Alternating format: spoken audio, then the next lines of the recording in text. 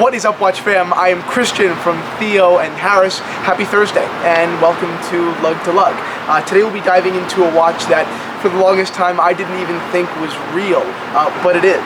It's a Rolex Oyster Quartz, reference 17,000, and let's get into it. You know the easiest way to tell if a Rolex is fake? If the secondhand ticks. They never tick. No, Mr. Authority on vintage Rolex, this is the Oyster Quartz. You're wrong, and it's awesome. Let's talk about quartz, and what I think is the bad rap it gets. Quartz watches are powered by battery. They're hyper accurate, and oftentimes they're extremely inexpensive. They were marketed as the future of time telling. Due to their accuracy, futuristic narrative, and relative affordability, they reached enormous retail success in the 70s and 80s. They changed the wristwatch world.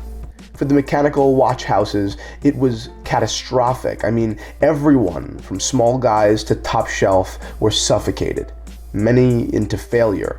They were too expensive, old school, and technically inaccurate. The watches that were once the holy grails of the world were no longer the choice of the public.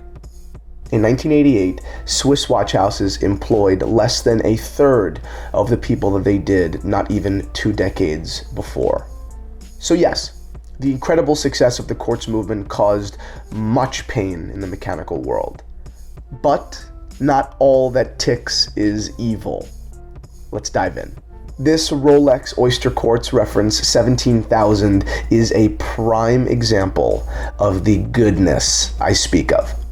Manufactured in 1978, just a year after the introduction of this reference, it's an early one. It's powered by the 50-35 caliber, a movement that took Rolex nearly 5 years to fully develop. It includes 11 jewels and a 32 kilohertz oscillator, and its existence was praised, one of the few truly high-quality quartz movements to date.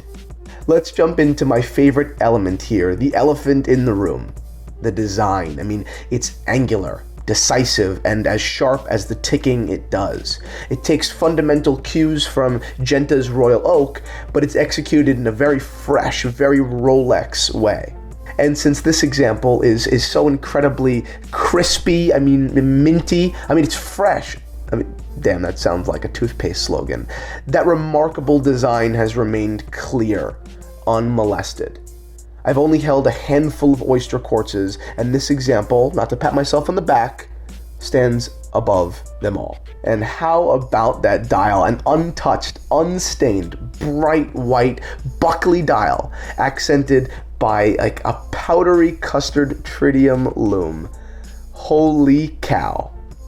In the 25 years the Oyster Quartz line was in production, less than 25,000 examples are said to have been produced. By Rolex standards, considering they produce about 700,000 watches a year, that is a very small number. Quartz did not almost kill the mechanical watch industry. Consumers did. They knew what they wanted.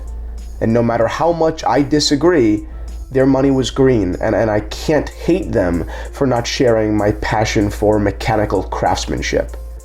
But to look on the bright side, without that technological advancement, this never would have happened.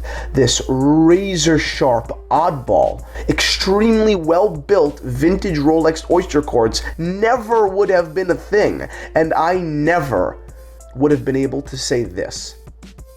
I am incredibly proud to own it, and even more so proud to be officially offering it for sale at the watch shop at theoandharris.com.